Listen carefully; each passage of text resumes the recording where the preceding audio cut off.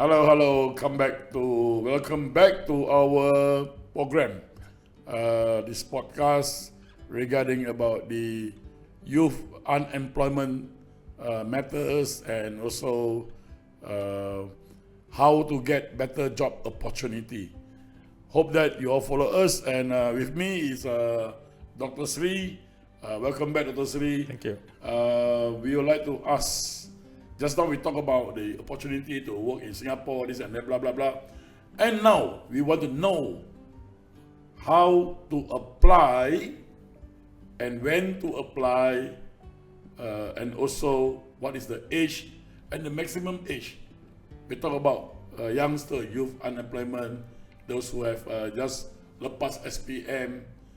Please explain to us. Kita nak apply ni, kita nak apply. Tapi macam mana kita nak apply? How to apply? Yes. Okay, thank you, Uncle Kentang. For the program, the application is open. We don't have an intake where we say it is a cohort or monthly. We can do it every 2 weeks. Okay. The second one is the age. The age is 18 years old to 30 years old. Okay, so anyone who's at this age, they can always apply to come through this program and also experience the hospitality industry attachment in Singapore. And for this program, in the early one, we spoke about the youth who have completed their Form 5 or UEC.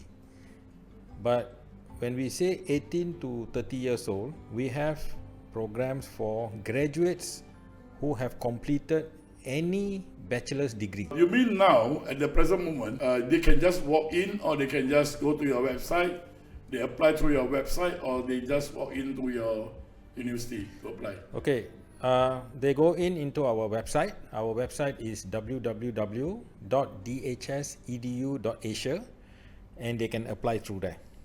Okay. At any time? Anytime. Okay. All right, I would like to ask you this question. When we talk about going to work in Singapore, do you see that as, we call it a brain drain from Malaysia? You are encouraging people to work in Singapore. So, what is your say on this matter? Okay, it is not a brain drain, where many people have asked me this question. Okay, what we are trying to do is, tourism is the second revenue earner for Malaysia, but Malaysia is losing its identity, because if you look at certain sectors within the hospitality industry, we have a lot of foreigners, untrained foreigners working, and this is due to the excuse the industry gives is we employ Malaysians, they run away. And if you look at these colleges, university, trade schools, vocational schools, which is doing hospitality program, and if all those graduates go and work in the Malaysian hospitality industry, we don't need foreigners. I see. Okay, so what we are doing in DHS, because I worked in this hospitality industry for 37 years. I studied hospitality. I see. Okay. And what we are doing is we are giving them real hospitality skills. We are not talking about work-based. We're not talking about Tibet. It's what you see and what is you going to do. I see. Okay. So why we send them to Singapore?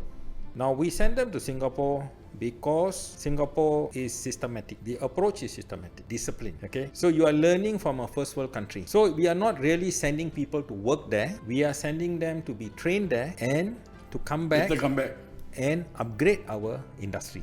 Oh, I see. That replied my question for the day. There's another question for you, Doctor. I would like to ask. You are talking about lepasan SPM yang duduk tepi parit mengail ikan, merempit naik motor, and please, I think allow me to say this. This is our country in the month of Merdeka. I think we need to take a serious look at the unemployment rate, and also the behavior of the community, and also the ability to self-sustain and to make the country grow. We need people to be able to make an earning rather than depend on JKM, depend on zakat, and that's getting money from NGOs, not working, idling their time. So this is important to build a greater country. We must have people to work together. We are talking about lepasan SPM, but as I look, Dr. Sri, as I look, there's a lot of graduates come out with degrees, but still jobless. I believe there is over supply of graduates, and of course, in this world condition now, in the condition of the world now, and also the economy of the world, and also our country. I see that, is there any opportunity in your capacity or your university capacity to allow these graduates to either enhance their studies or maybe any job opportunities with DHS? Yes, we have. We have this management training program in Singapore. Okay. These are for bachelor's students who have completed their bachelor's degree. I see. And they can go for a 24 months management training program in Singapore. We have done this program with UiTM. I see. And we have successfully placed about 30 to 40 graduates. I see. Now this program is interesting because the student can have any bachelor's degree. That means bachelor's in business or IT or whatever they have studied. But the focus area is in the food service industry, where they go to Singapore. The approval is from the Ministry of Manpower. It's 24 months. Their starting allowance, or we call it salary, is Singapore dollars 3,200. Oh, that's a lot. Okay. Now, we had a student from UiTM who went to Singapore, and that was before COVID. Before COVID was 2,800. Now it's 3,002. Okay. Oh. And now she's already working there as an assistant manager in a restaurant, earning about 4,800 Sing dollars. I met up with her in January, and she told me she had 6 months bonus. My goodness. Okay, and she has paid off her PTPTN loan. She's helping her brothers, her sisters. So there are programs. Is whether the graduates want to take this challenge. I see. Okay. So DHS, we look at unemployed graduates, we look at youth. Okay. For this program, the Singapore program, majority of our students who come into this program are Chinese and Indians. Okay. We also have programs for other sectors, which we will talk on the next episode. So if you ask me for unemployed graduate, yes, we have programs. We are looking for them, and we want to help. Because if a country wants to move from a third world country to a first world country, the most important thing is their youth is employed. The employment should be there. Okay? Yeah, I agree. So this is where that I think we can help the nation, which DHS did recently. We signed up with Mitra, just off the record a bit. When I went to Mitra, they thought I went to ask money. I said, I don't want money. I will give. I want to train. So Mitra signed a 3-year contract with us every year to train 300 youths. Whatever program that DHS has for us, I think it is important for you and me to share this piece of news to our fellow Malaysians. Correct. Parents who are staying in rural areas, those of Sabah and Sarawak, I believe hopefully you can get this piece of news. And if you're unemployed graduate, you are lepasan SPM, I hope that you look into what the DHS has offered, have to offer to you, and hopefully we can make a greater country, I think Dr. Sri has explained well. Go to their website. Don't wait. Go to their website. Act today. Action speaks louder than words.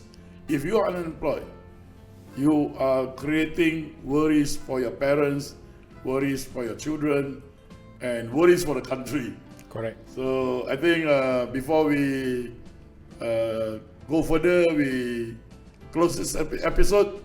I would like to invite Dr. Sri to say some messages that he wants you to share with the public in Malaysia. Okay, thank you, Uncle Kentang. To the youth outside and also to the unemployed graduates, please remember, don't take the hospitality industry wrongly. It's a very beautiful industry. I personally experienced this industry. I traveled to 100 countries. I worked overseas. And Malaysia is, tourism is the second revenue earner. We are looking at Visit Malaysia here. I think few states are having Visit Malacca or Perak this year. So tourism is a beautiful industry. Hospitality is a beautiful industry. Where even the clothes that you wear to go to work is also washed for you.